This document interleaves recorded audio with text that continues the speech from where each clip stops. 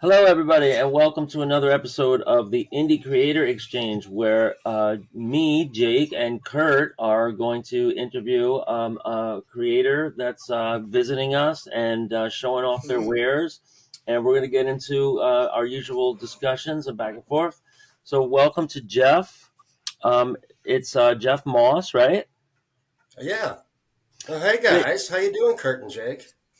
Yeah, great, Jeff. Great. Pretty good. I was floored by this, and it really sucked me in. And it's a page turner. It's like the art is undeniable. So we can't wait to talk about this. But like we always start these things off, we want to go back in time, and we want to go back to your childhood and find out what really lit a fire under you. So here's young Geoff growing up. Where are you located at this point, and what is opening your eyes to the world of comics? Well, I'm military brat. My father was in the Navy, so we got around a little bit. Okay. But I think the first thing that really opened my eyes up to everything sequential art was meeting Adam West when he was dressed in his Batman costume.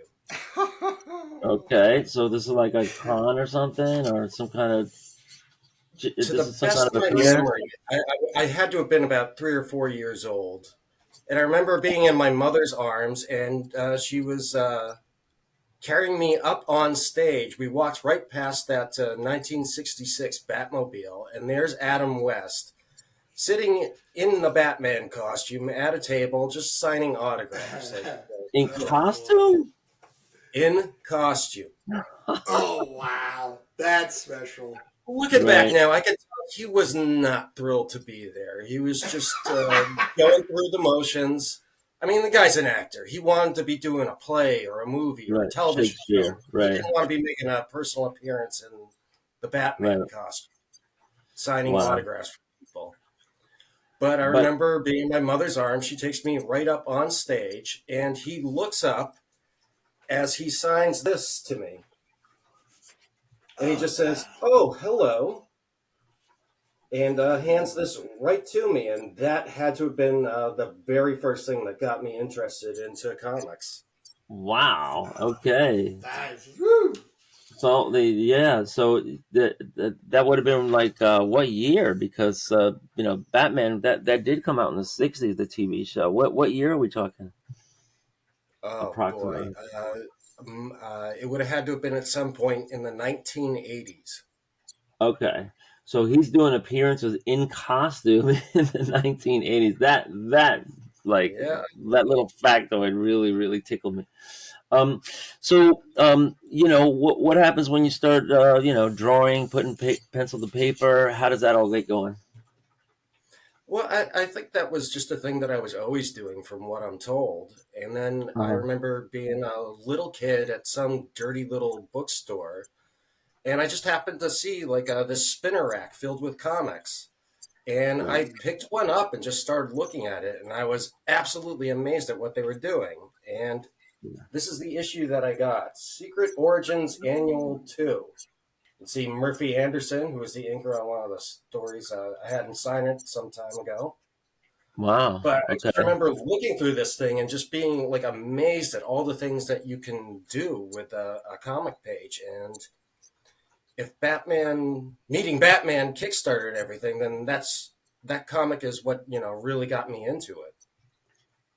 And we'll just do one question on this, but give us your distinction between Marvel and DC, because it sounds like DC got you first, and then people have opinions. Where do you weigh in? It was DC because it was just the luck of the draw. Right.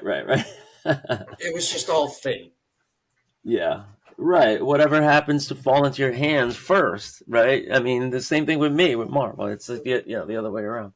Mine was the Charlton 3 pack, and one of them was a romance comic. So once you get to know me, you're gonna. There was Hercules, a horror comic, and a romance comic. So that's how I started. Yeah, right. Well, with me, it was anything Marvel that it was 20 cents, and because that's my earliest memories. But then, when they were 25 cents, it was Defenders with Nighthawk and the primary colors, and I was, and then when they put Hellcat in there, I was like, oh my god. So You were done. I was done. So take us through now. Did you have any formal art training as you're growing up? Oh, absolutely. Went through the gamut of all the regular art classes and then some specialized stuff. And I think that the thing that really informed how I graphically compose things was actually a film class I took in college. It was all about film noir, and it just opened my eyes up to what you can do visually. And it was Yeah. just learning a lot from some of the things that Orson Welles did in his movies that really showed, like, for instance, like, don't use symbolism, put everything mise en scene. Right. And from there, I had a great teacher at the Savannah College of Art and Design named Tom Oh, Lyle. okay. Yeah. And as Mm. far as I recall, he was probably the artist on the first Spider-Man comic I ever got. And he was the guy that really took what I had and was able to make me refine it. Right. So you literally had comics courses at Savannah, right? Because that's a great school, and Yeah, um, I mean, they have a and they had a whole department built just for sequential art. So comics, doing That storyboards for movies, all of that. that yeah. was in the It's one of the '90s, very right, few Geoff? places in the country where you can actually go and get that type of formal education in comics. Yeah, we spoke to somebody recently that went to the Kubert School, which isn't, but the thing about Savannah is, it's a regular college, institution with all different departments, and they just happen to have sequential art and comics, which is rare. But you can get some courses at School of Visual Arts in New York City, Savannah School of Design. There's not that many, honestly, and we've also spoken to some people who are instructors at these kind of like online schools. I don't know if it's like webinar-ish, but um, you know there are ways to get this training in a classroom setting, and more than just like a one-off elective, an actual program. So this is pretty informative. A lot of people listening might be very interested hearing about this. So take us through now to how do you get started? Is this, what have you done before this? What was your first real, I guess, accomplishment, putting something together? I was just out of school and I figured, like, well, why not make comics? I don't know what else to do. Hmm. So I just started hitting up the convention scene. I'd made a tiny comic myself to just to act as a portfolio piece to take around. And at the very first con I went to, I got somebody interested and they gave me work. And I managed to just keep getting work all along. Okay. So I What believe the years? very What first year thing is I this, ever Geoff? got published was in a small horror title called Zachary Midnight Terrors. Oh wow, Zachary! I just came across Zachary 45 yesterday at the record fair. Yeah, people that might not know, he was a host of a horror kind of like TV show, or campy like Monster Mash, TV segments, going all the way back to the '60s, I guess. And then he was just doing like the convention circuits, and so you got into an authorized, licensed Zachary horror comic anthology. Yeah, I did. I teamed up with my friend, the writer Bob Tinnell, who's done a number of comics and film work. He really liked my portfolio. He thought I had something. And I guess one of the things that he does at every convention is he tries to find somebody that he thinks is worth taking a chance on and Right. get them their very first published work. Well, When, excuse He'll me, give he'll give you the wait, taste, but then it's up to you to, keep it going. And I have yeah. managed to keep it going ever since. what year is this, Geoff? Oh, I have no idea. No, like early two I'm thousands gonna assume that it's in the aughts, Okay. probably early 2000 early. something. And how did you deal with getting your first assignment and realizing that it all had to be done on like some crazy, insane timeline, a time deadline? Well, the thing about the book is it was an anthology book. So the Right. stories are short, they're pretty compact. It's not too much work. It was a 4-pager. So that was Okay. actually relatively perfect. Is, Right. it's like writing a story or making your very first comic. Like a lot of Yeah. people have this idea that they need to make this incredible epic tome. And the thing Right. is, well, you could do that eventually, but you got to build that muscle. So start Yeah. small. Start with a 4-pager, and that's exactly what Yeah. I did. And the next project I got, I believe it was 18 to 22 pages, I think, if I Yeah. That's a recall full book. correctly. Yeah. And it was one of those things where you keep building up as you build that muscle. Right. Yeah. So for those folks listening, if you're just starting out, start out with something easy. Get a success. Start off with a success. Start out with something that's manageable, doable, achievable, and then once you have that under your belt, you can build on it. Um, so I guess we need to talk about your style.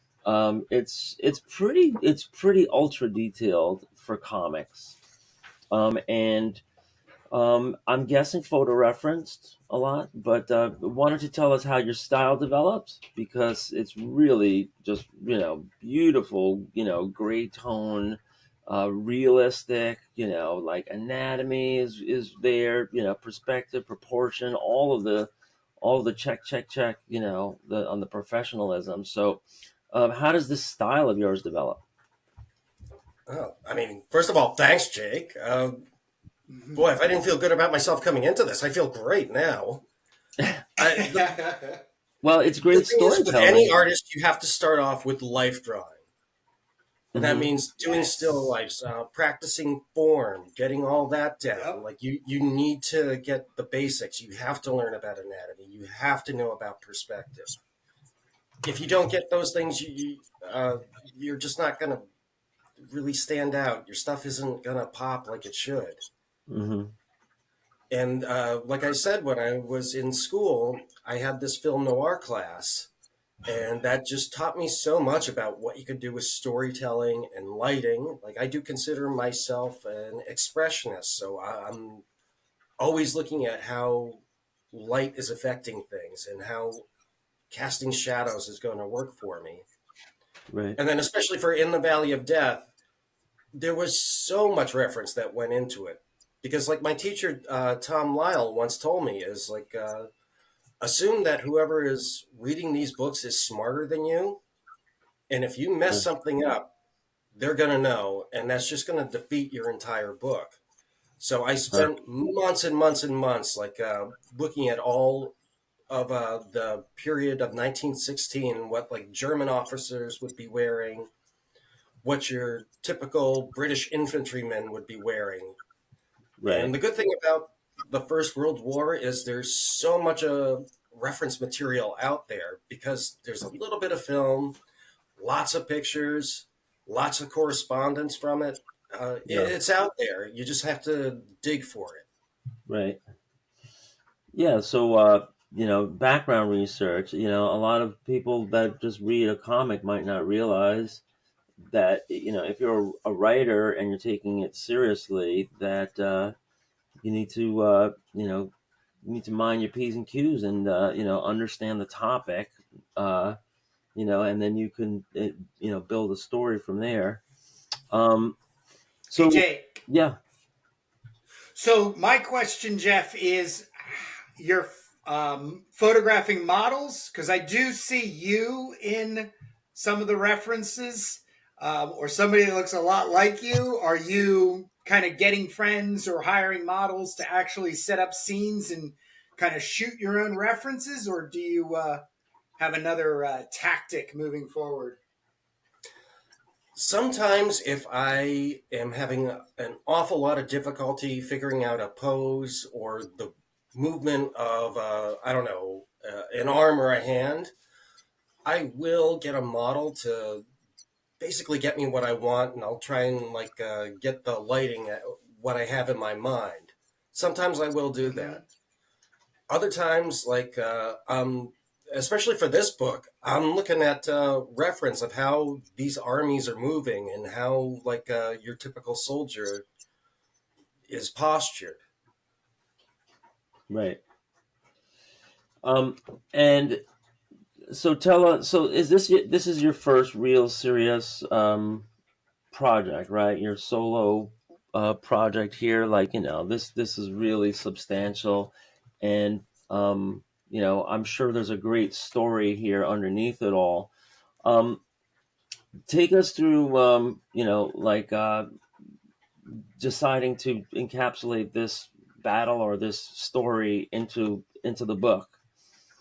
Is this something that Well, you I'm going came to correct across you a in little bit, history? Jake. Like, my very first book that I wrote and illustrated, uh, it was called The Mick. It was a story about the IRA in the 1940s coming to America. Okay. Then after that, I did another hand-painted graphic novel called 13 Samurai. And then I Okay. did two or three other books, all that I wrote and illustrated. So this one is, I believe it's my fifth. Okay. Mm-hmm. So by the time Great. that I finished my last one, I decided that like I didn't want to do another crime comic, and I thought, you know what, a war comic would be real cool. I want to read a war comic. Nobody's doing war comics.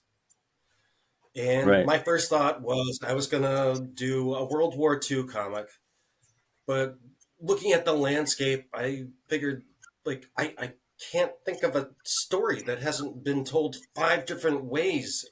So then I thought Yeah. like I'm going to do a World War I story because Right. there's so much material there that has just never really been mined for the public. And Right. after doing a ton of research all throughout the 4 years of the First World War, I really zoned in on the Battle of the Somme. And then in doing the research, I found that like the most human and the most dramatic story I wanted to tell was about the first day because it was just such a massacre. Right. Yeah, you could imagine just like, going in cold and the trial and error, well, we'll throw spaghetti at the wall and see what happens, and then we'll lick our wounds and adjust, right? And that goes for both sides, right?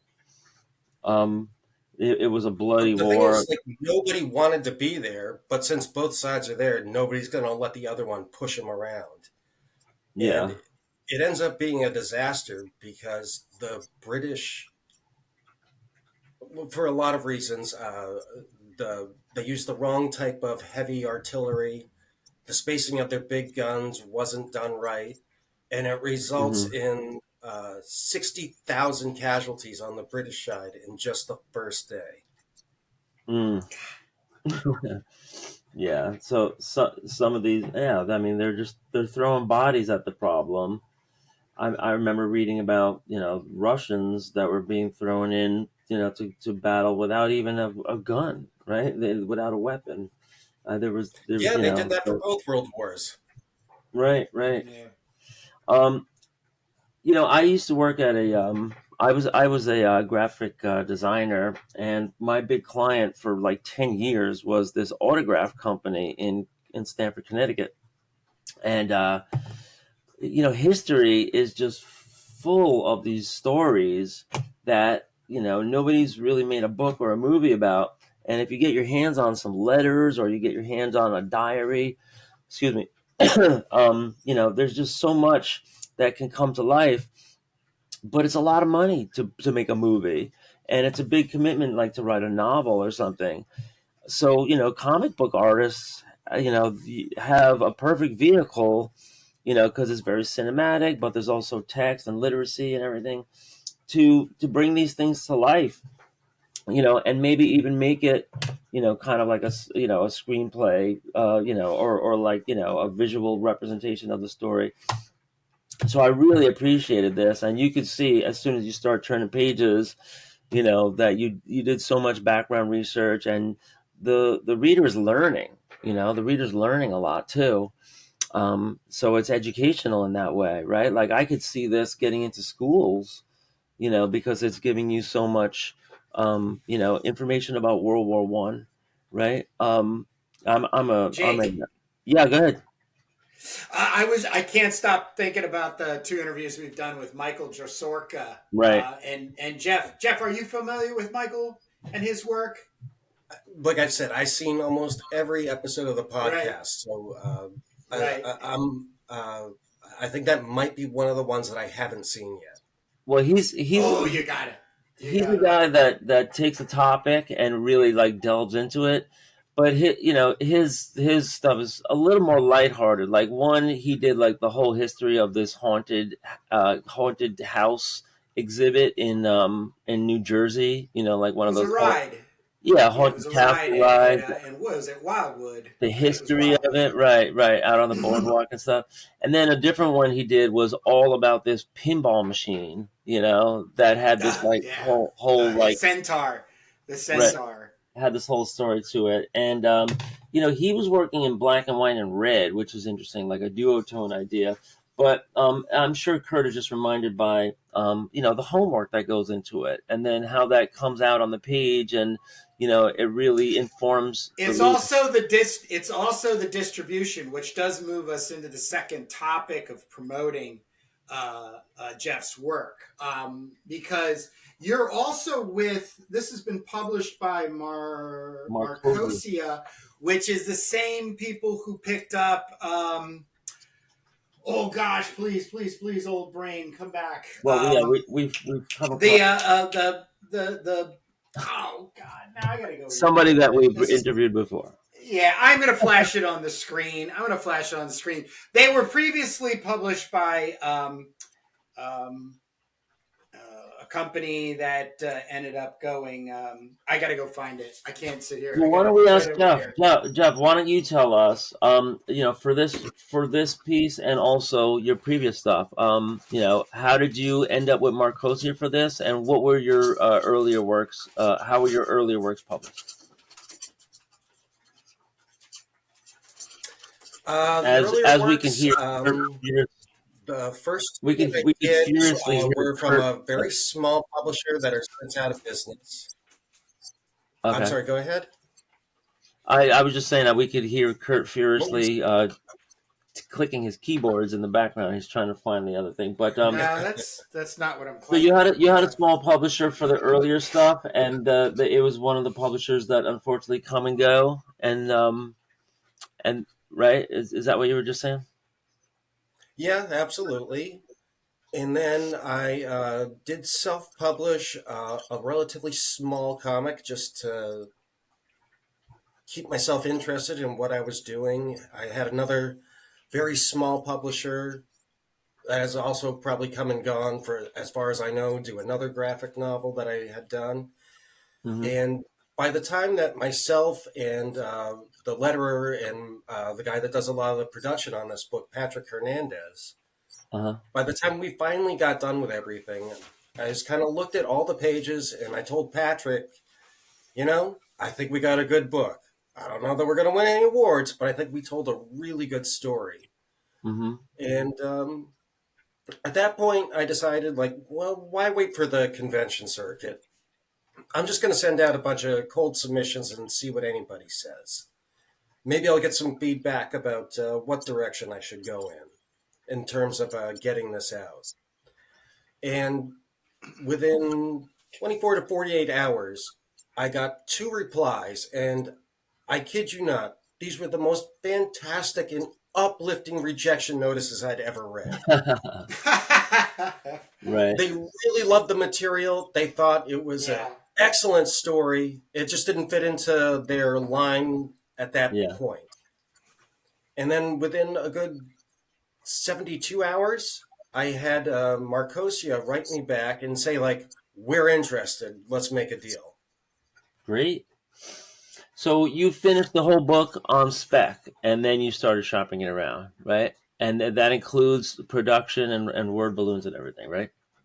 Absolutely. Yeah. See that, I met folks? That. Patrick online, and I really liked what he did. Uh-huh. And when he gets to work on the things that I have done, it makes it look even better. So Patrick Hernandez is my guy when it comes Right. to collaborative process. That is the guy that I want to work with. Mm-hmm. And I thought that we had something really special, and I think that we're slowly being proven right. Yeah, no, this is a really compelling book here. Obviously we're promoting it here. I can't tell people like how many comics I read, and you just find yourself just skimming and flipping pages. But this one, you were really just drawn in, and you start reading every word balloon, every narrative box, and looking at the pictures carefully. And I mean, I purposely didn't finish this yet. Number one, there's a time crunch, but number two, I really want to savor it and really want to sit down. So I might have only gotten Always one. returning to it. Yeah, Yeah, I'm I always found my. doing. I'm always coming. I've gone back and forth on it 3 times since Geoff sent it to me. And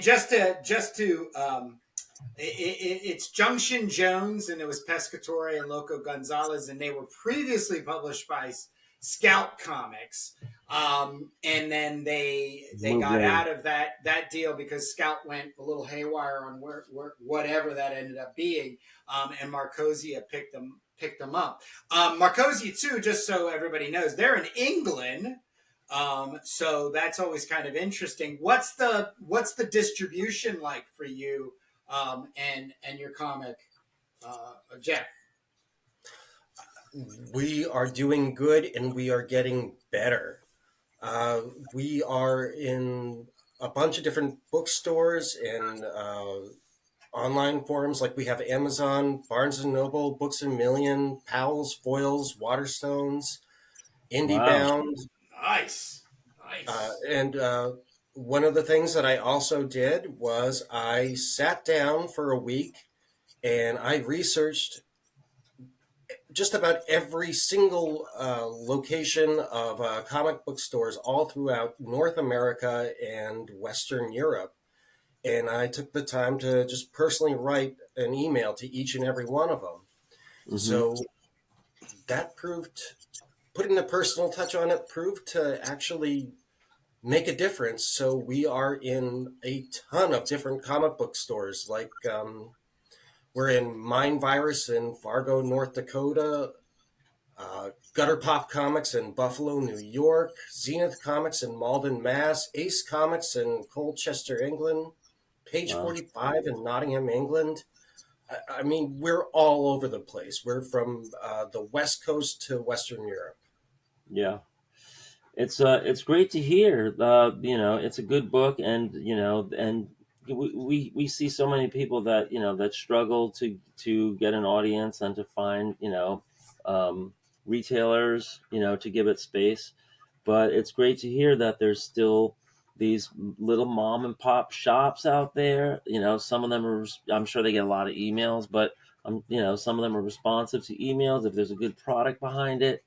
And I'm sure we're talking about vestiges of the numbers that we used to have. Maybe there was 500 to 1,000 retailers across the country. Now there might only be under 300.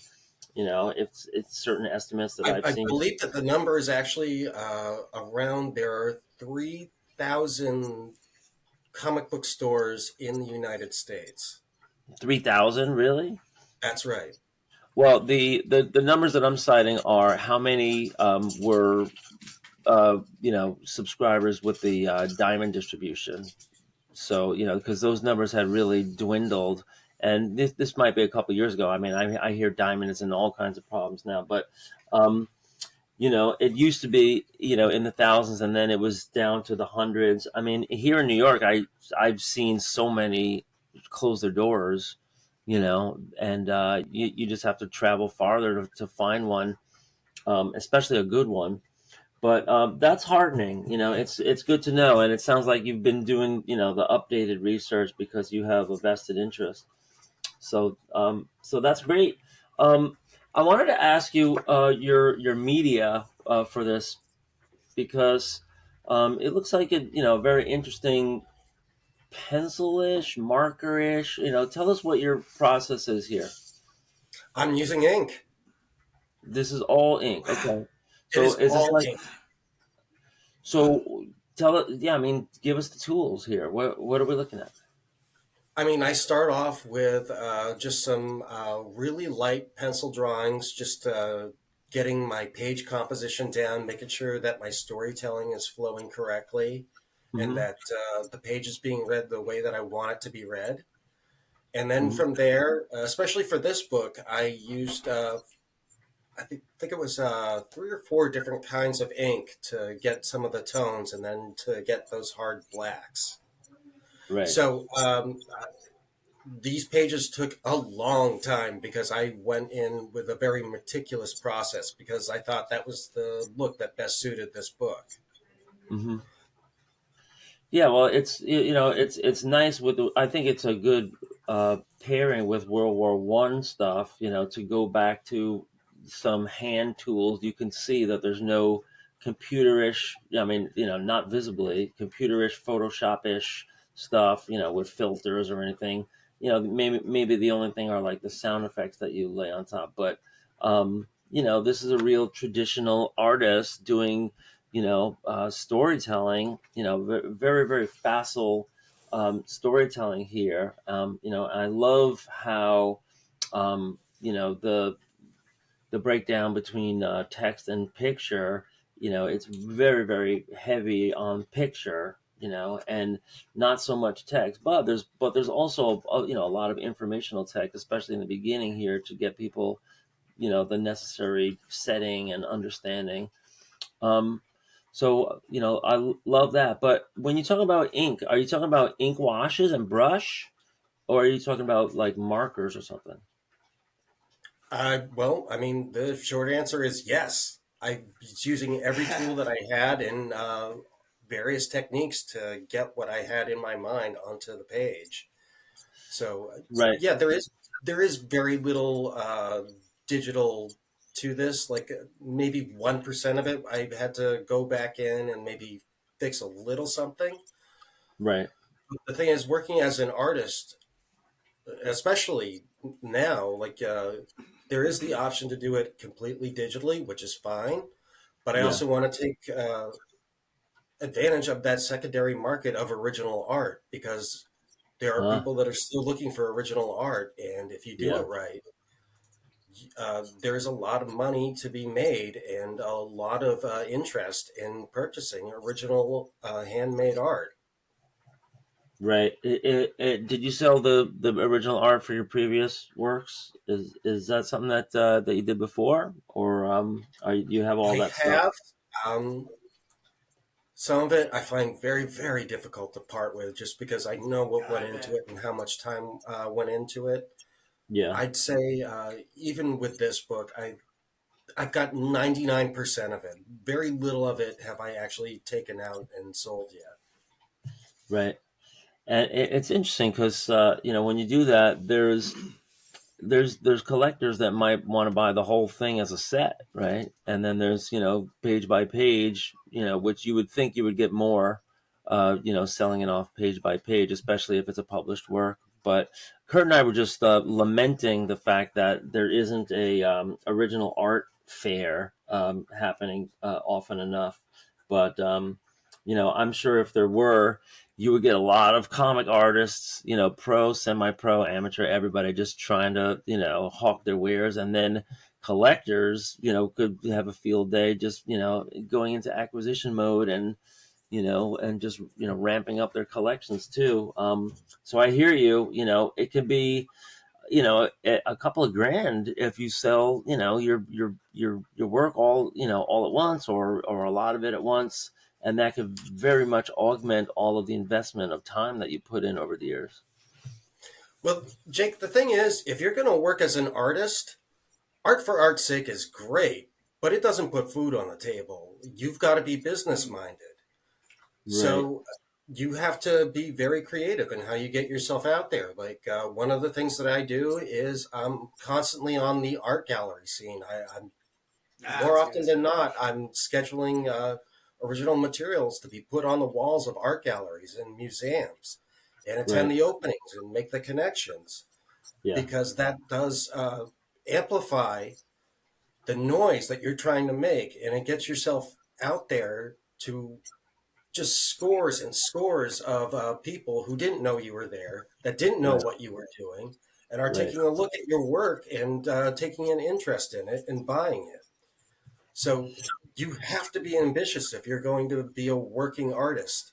And you also have to be a businessman, and you have to take the opportunities as they arise. Hmm. Yeah, and original art is a really big part of that if you're in comics, because let's face it, you might make more on the back end than you do on any page rate, that a publisher might give you, or any kind of like book deal that you might get, especially up front. Some of these things, you might make money over time, and you have to be very patient about that. But original art, it's like, cash on the barrelhead here. You're just turning something over and you're getting, money in your hands. So um, it's a very interesting, aspect, for the creators to try to get, value and try to also pay your bills. um, How Well, about absolutely. I how mean, like about that's the thing about being an artist is if you're going to make money at this, you have to go out and you have to do it. You can't take no for an answer. If somebody gives you a no, then you need to change the conversation so you're going to get that yes. right. And if you're not doing all these different things to try and get yourself out there and make money at it, then quite frankly, you're doing art as a hobby, which is fine, but I like paying my rent. I like to eat. I like keeping the lights on. So this is what I'm out there doing is I'm taking the work and I'm selling the work. Right. how about commission work? Oh, there's plenty of that to be had. But again, So like if you like have to be ambitious. You have to find a way to get yourself and your stuff out there and get it noticed.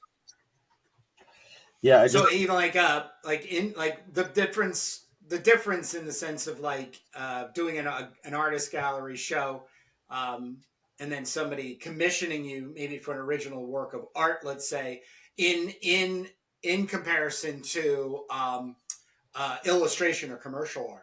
How does that balance in your professional existence? Well, I believe that at this point, I want to emphasize at this point in what I do, Mm-hmm. I am lucky enough that I seem to constantly have commissions coming in. I can accept or reject them, and I can quote a price for what I will do something, and you either pay it or you won't because I'm moving on. I've got other things to do. Like Mhm. I'm hard at work on my next graphic novel. I've also got a couple commissions that I need to finish up rather soon. And I've got some contract work that's come my way that I'm getting on top of.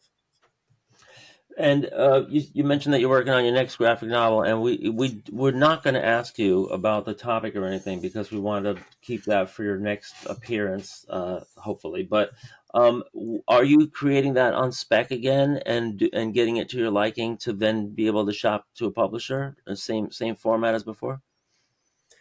I was just talking with Patrick about this because we were talking about what we wanted to do next. And I told him that I had a couple contract things to do that I want Hmm. to get him in on because, like I said, anytime I do work and I bring Patrick in, he just makes my work a little bit better.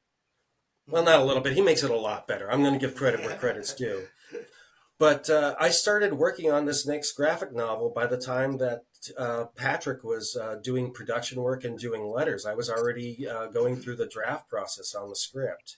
Right.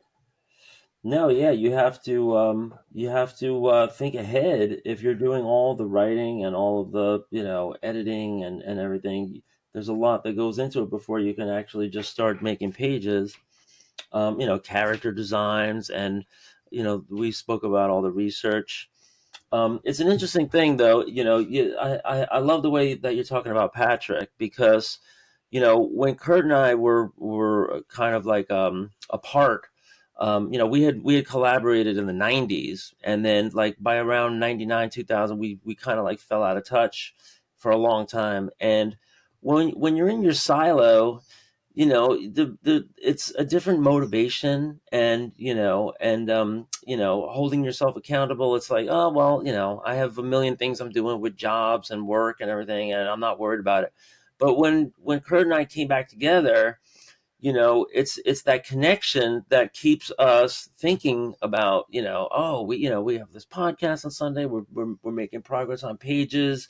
We want to interview all these people that we want to find out of, like, the history of comics, that are, kind of like lost in history. Um, and then we want to make connections, and we want to do collabs. So it's interesting. Even if you have like somebody like you're doing 99% of the heavy lifting. Just that 1%, to come in and just do all the finishing and get it all, production wise. um I think it really helps, being, collaborating with somebody, because then you have somebody to pick up the phone and call. It's like, I don't know. Yeah, like, what do you think about, motivation, and like, the idea of just an artist in a room on a drawing board staring at a blank piece of paper versus, being in a team and working that way. Well, I mean, first and foremost, comics has always, from its inception, been a collaborative medium. So Yep. I can, I like working with other people. I like having like different ideas come in or being challenged on something. Hmm. But there's also a need to sit down and do the work, which means that you're largely going to be alone there, sitting and making a Yeah. page, or I don't know, making a painting. Right. So to me, like comics brings like a perfect balance of having to work to fend for yourself, but also working to be part of a team. Yeah. By day I'm a middle school teacher. I'm an art teacher in the Bronx, and I love comics, and that we send a lot of kids to, art schools. There's some pretty good fashion schools in New York City, for high schools. And I'm dealing with kids that are like anywhere from 11 to 14, and I'm trying to explain to them, like, you don't have to be the guy that does the pencils, right? That's the hardest part, is like the freehand art, where, you're drawing, Thor and Hulk or whatever it is, whatever your topic is. I'm like, you could be the inker, right? The pencils are all done. You just come in and you make these beautiful black lines, or these beautiful, like, inked lines. There's a million ways to do hatching. There's all this kind of stuff. You could be the colorist, right? Maybe you have a good sense of the way you dress every day, and you can put colors together, right? You can make a career out of that. Maybe you just do lettering, or maybe you're just, like, a production. You're a runner. You just love comic. You're a fan, but you want to be in the industry. So, there's, I just keep saying, like, it really is, a team, effort, and there's plenty of big companies out there that are hiring still, and they're going to always need people. And you could find a role and be happy, where you don't have to be, this great, John Romita, Neil Adams penciler, or whatever. You could just be, a part of this. I mean, I don't even know the jobs descriptions that they have now at, like, Marvel, DC, Dark Horse. I'm sure there's people that just sit on computers doing Photoshop, and they do graphic design. Some people might be in promotion, and it's a world that, that comic nerds love to live in. And and it's gainful employment. I mean, when I was interning at Valiant back in the '90s, I got offered a job doing lettering, like, within a week. A paid job doing lettering within a week, because you're just in the right place at the right time, and um, and they need people. And I was like, I didn't even know, like, they didn't even look at my lettering. They just needed people. So, Right. Well, I mean, that, there's also the aspect that the more you can do, like if you can letter and you can draw and you can write and you can do colors and you can do production, your chances of getting hired are that much better because there's so much that you can bring to the yeah, game. yeah, you'll work your way up. And, and that's why I interned at Valiant. Like, I was literally just changing the garbage bags and stuff. And then, the weirdest story is that, they used to send me out to Long Island to this drum scan place, or, from Manhattan, on the LIRR once a week. And it would just be like, an hour there and an hour back. And I used to do this like once a week on Wednesdays or something like that. And coming back, on the train, it was so boring. You're falling asleep, nothing's going on. Well, the day after that was the Colin Ferguson Long Island Railroad massacre, where like 20 people got shot, and I was on that train the day before. If it would have been 24 hours later, I would have been in a world of trouble. But that was the time period, and I learned a lot there. And you can work for a publisher, you can work for a company, and just bide your time and work up the ladder. So that's always a possibility. If you have really good chops, on the art, then hopefully you find a role where you're doing that. But Yeah, and I just there's learned don't get on a train unarmed. oh god. I know. Well, that was such a bizarre thing, but I just keep thinking about that because Hey, Jake, yeah. Go ahead.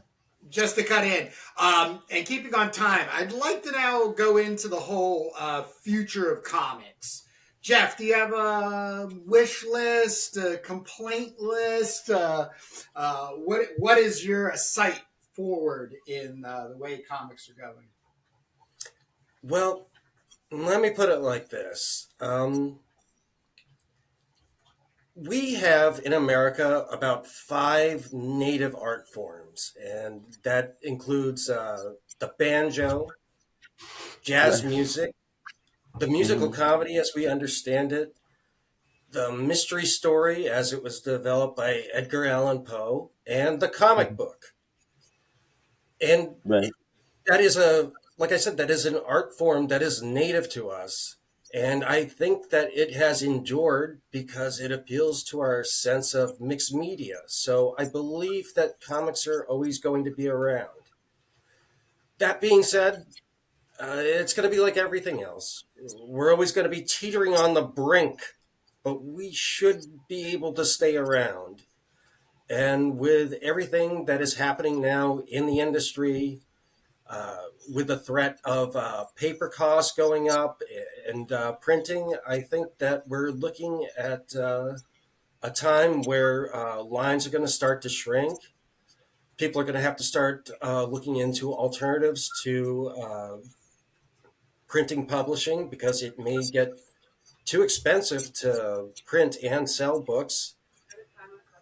Luckily, there's already a template for that with webcomics. I think Yeah. things that are about to change, maybe not for the better, maybe not for the worse, but it's going to be like everything else. Like we're going to have to start thinking about what the future is and how we're going to make a bridge to the future.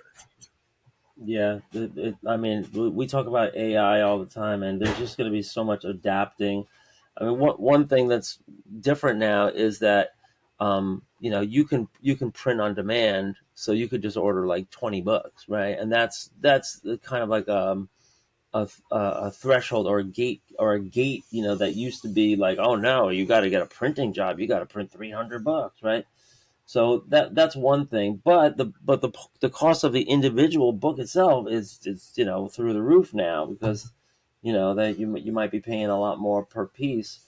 um but you can, like, whoever you are at home, you can publish, fairly easy with these quick print shops now, and go to a con and sit at your table, with your stuff, and for better or worse, put yourself out there. So and there's still definitely interest, because when you go to cons, you see a whole range of creators, from simple styles and repeatable manga stuff, and then what I always look for, I call it American comics, but just like good original Western storytelling, and um, you know you never know what you're going to see when you turn that next corner. So it's still an exciting world to be in. um, it's Absolutely. really. And I think that with everything that's happening now in terms of distribution networks, paper costs, now is probably the very best time that there is to be an independent creator. Because I think if you look at the industry as a whole, a lot of the most exciting things are happening from independent creators making their own books. There's chances being Right. taken. Yeah. Right. and And and I um like it when people take chances. I like it when they're out there trying to, be a part of the avant-garde and see what they can do to expand the medium and to do different things with visual storytelling. Geoff, Geoff, you're going to be at IC3, right? I am indeed. Oh man, that's right. So we're going to be able. Did you do it last year? Were you there last year? I was there last year, yes. Can you kind of give us like a heads up of what the show is like for you? Did you attend or did you vendor? No, I was at the table. I was hawking my You had a wares. table. Um, yeah. well, last year was the very first year that they set it up, so Yep. I'm sure things are going to be a little bit different now. Yeah. But the good thing about IC3 is that it is a convention that is set up exclusively for indie comics creators. It's right there in the name. And Yeah. the people that are coming out are coming there because you're an indie comics For them. creator. Right. Yep. And it's all just comics. Like, this is perfect for us. Yeah. It's interesting. I, I also I got don't that. know what else to say. Like, this is a gift wrapped opportunity to get yourself out there and get yourself in front of a readership that wants to be made aware of you. Right. Yeah. I also saw the email that went out, for anybody that's not subscribing. You could go to this indiecomicscreatorcon.com and subscribe and get updates. So they have the list that you can get on for commissions, so that Yeah. the artists can work on them, and take their time, and they could be working on it now, and then just deliver it in person when they see you. And so that's really great, because there's nothing worse than like being sitting at a table and try to talk to everybody that comes by, but you also have like a commission that you have to have done in like a half an hour for some kid or something, right? So it's a much better system. Did you sign up to do commissions on that list? I believe I did, but I Right. mean, I've got so many other things going on right now. Like in just a couple, well, I guess in a couple days now, I'll be heading to Montclair, New Jersey to go do an in store signing at Okay. Eastside Mags on the 22nd. I've also recently been contacted by an art gallery about doing a show. So Okay. honestly, I want to be sitting at IC3 doing commissions on the fly. Right. Right. Well, there's always that too, but I think they're trying to say, like, you could also order stuff in advance, and have an advantage to that. It's good. It's good to have the flexibility. So yeah, well, I guess we'll be seeing you in person there. This is going to be our first time, my first time going there.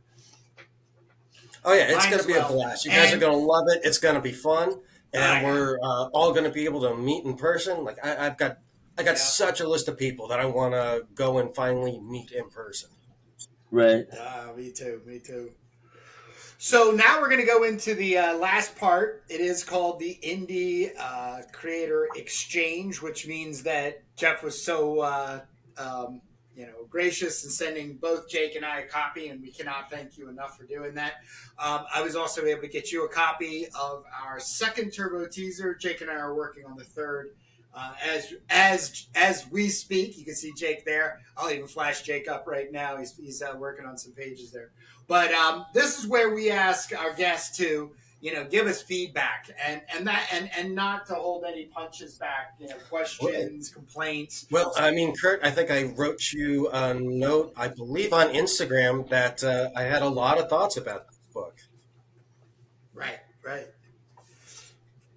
So, I mean, what I like is like how much energy you guys have put into it. It's just the energy of it just leaps off the page. I can see a lot of love and just enthusiasm for doing this book. Hmm. I mean, I'm looking at it right now, and I just I'm amazed by like how much time you guys have put into this to get it to look just outstanding. And I think the only, if I'm gonna say something, I guess like I want to know what happens next.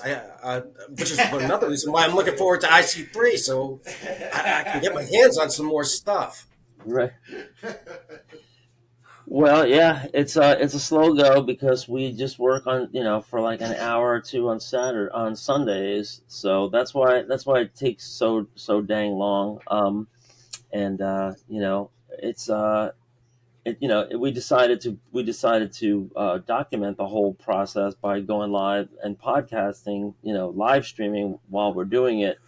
But yeah, it's a lot of work, and I was just telling Kurt in our last episode that we taped before we came on with you, is that it seems like the storytelling is getting more and more and more dense as the story progresses now. I mean, this is not like Jack Kirby, like lay out like 5 panels, 5 quick ideas and everything.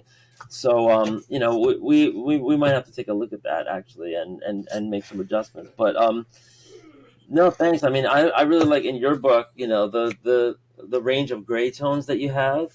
And I love how Kurt is able to put that on over my pencils, because you could also just as easily just do hard black lines with some hatching and leave it at that. But I believe in black and white indie comics, that there could be a range of values on the page. It's just as good as color, except it's cheaper to print. So I think that's something Well, that Orson Welles our did once say that black and white is more honest than color.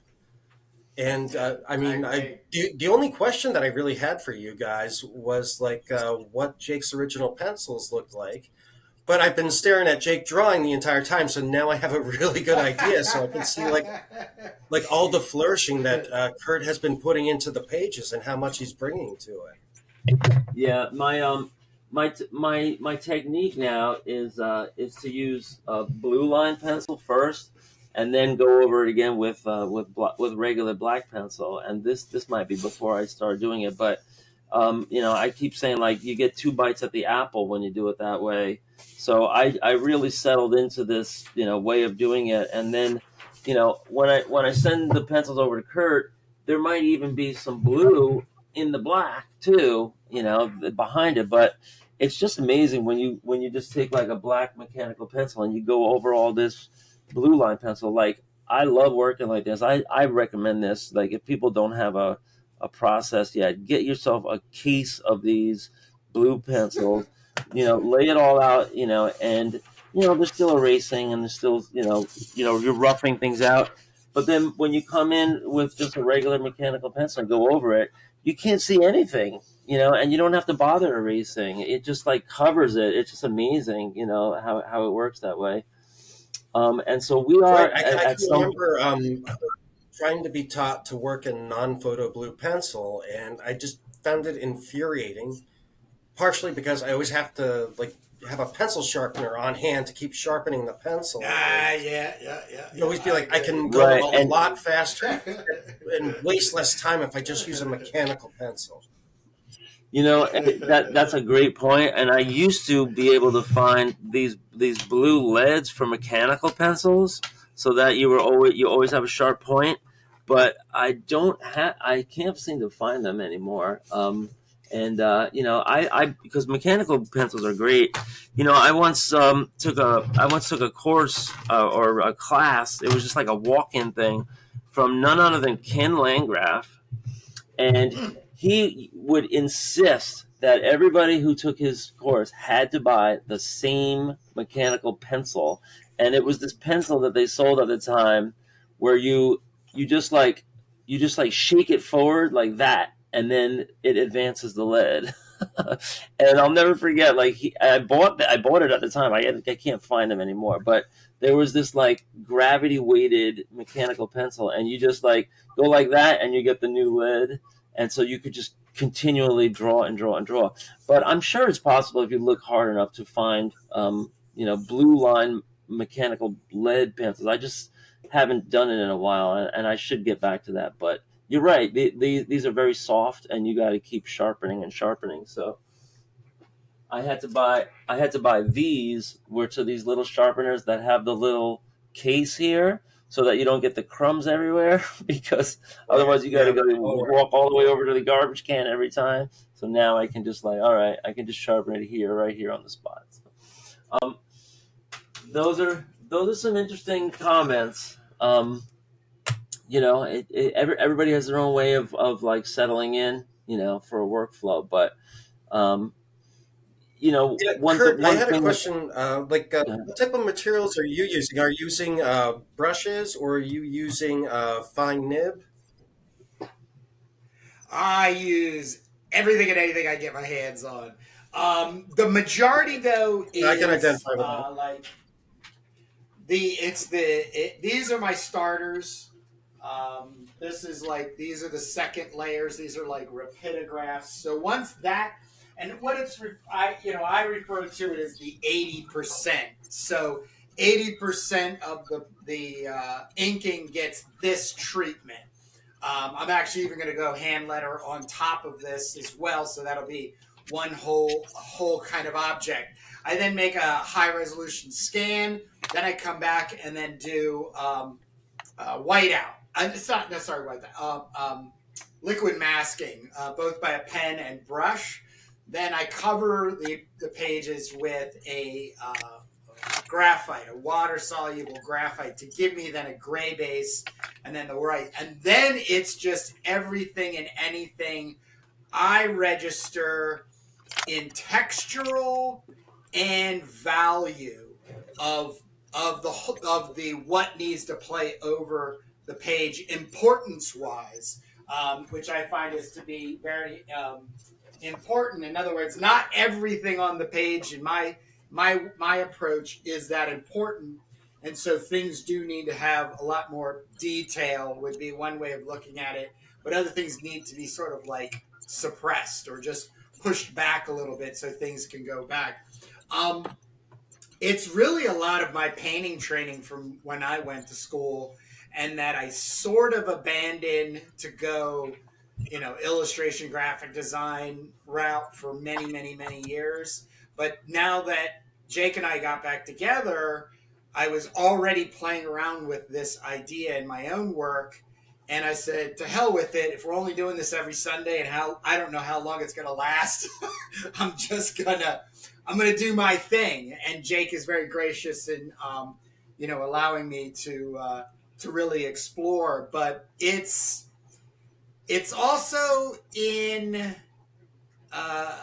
response to poorly rendered black and white comics. And what I define that by is the comic book appears to be rendered for then somebody to color in. Like it needs to be filled in, the I white understand holes exactly here. what You you're know what I talking mean?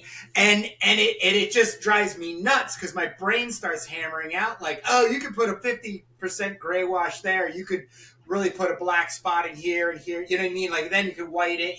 So my brain just does that all the time when looking at books.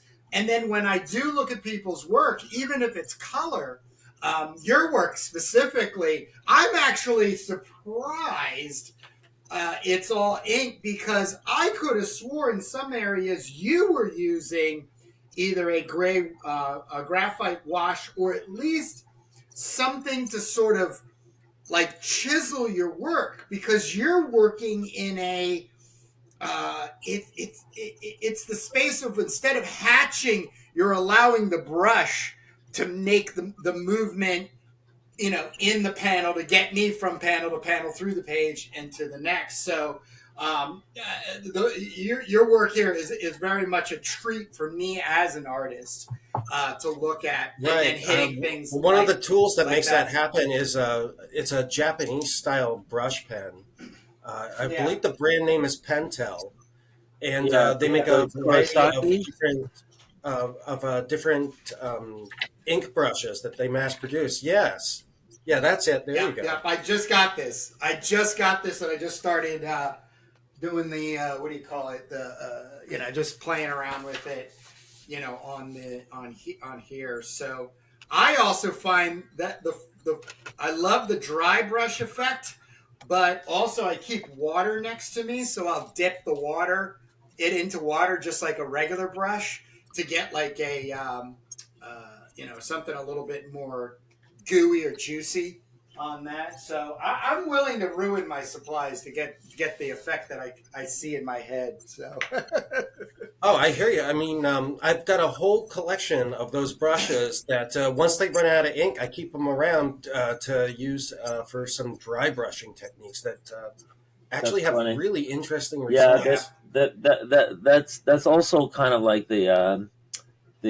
pack rat idea. I have a whole bunch of like used, yeah, I have a whole bunch of like used Crayola markers in my classroom that they're kind of not working, but they kind of something left on it, and I'm just like accumulating like bins and bins of this.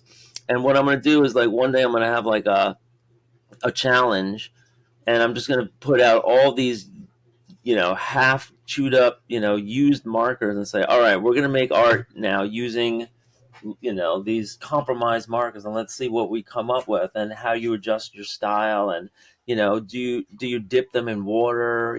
There's all these different things that you can do. alcohol. Right, or maybe You can alcohol. also dip them in alcohol, Right. isopropyl. Well, the I always water. have that handy. Yeah, they're water-based markers, but it's always interesting to talk shop. And and then we were just I was just talking about Kurt, like the way he inks a page is like he doesn't go from like top to bottom or left to right or anything. He's just like flipping it around, and it's a real insight into his ADD, OCD, whatever that he's going from. Oh, I don't have OCD. I do not have OCD. That's your Well, department. that's me, right? I got the OCD, he's got the ADD. But it's an interesting way to do it. It is interesting, to see. He mentioned like focal points, right? And so Yeah. to ink it in that sequence, and then just kind of like filling in later.